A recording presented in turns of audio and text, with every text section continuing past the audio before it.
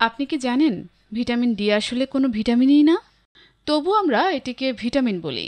কেউ কেউ বলে সানশাইন ভিটামিন, মানে সূর্যের আলো থেকে শরীর নিজেই ভিটামিন ডি তৈরি করে নেয়। এখন প্রশ্ন হলো, আমাদের সকলেরই কি এই ভিটামিন খাওয়ার দরকার আছে? ট্যাবলেট খাওয়া ছাড়াও কি আর কোনো উপায় আছে? ভিটামিন ডি আসলে কি? তাহলে চলুন বিস্তারিত জানি। ভিটামিন ডি এটি একটি হরমোন। এর কাজ হলো শরীরে ক্যালসিয়াম উৎপাদন করতে সাহায্য করা, যাতে আমাদের হাড়, দাঁত ও পেশি ঠিক থাকে। মাছ, ডিমের কুসুম, দুধ এই কয়টি খাদ্য ছাড়া খুব কম খাবারই ভিটামিন থাকে।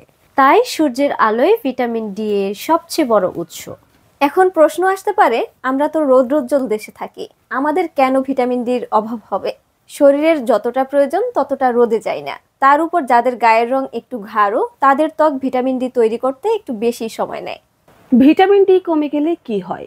হার্ট দুর্বল হয়, পেশিতে ব্যথা হয়, শরীর ক্লান্ত লাগা সহ অনেক সময় মন খারাপ এবং ডিপ্রেশন হতে পারে। এখন একটি গুরুত্বপূর্ণ প্রশ্ন, ভিটামিন ডি কি সবাইকেই খেতে হবে? তাহলে কারা খেতে পারবেন সাপ্লিমেন্ট? যাদের রোদে বের হওয়া হয় না, যেমন বয়স্ক মানুষ, অফিসে থাকা লোকেরা, ঘরে থাকা মায়েরা, তাদের জন্য সাপ্লিমেন্ট উপকারী হতে পারে। এছাড়াও ছোট শিশু যারা বুকের দুধ খায় না, তাদের জন্য এটি প্রয়োজনীয়। কিন্তু বাকিদের জন্য রোদই যথেষ্ট।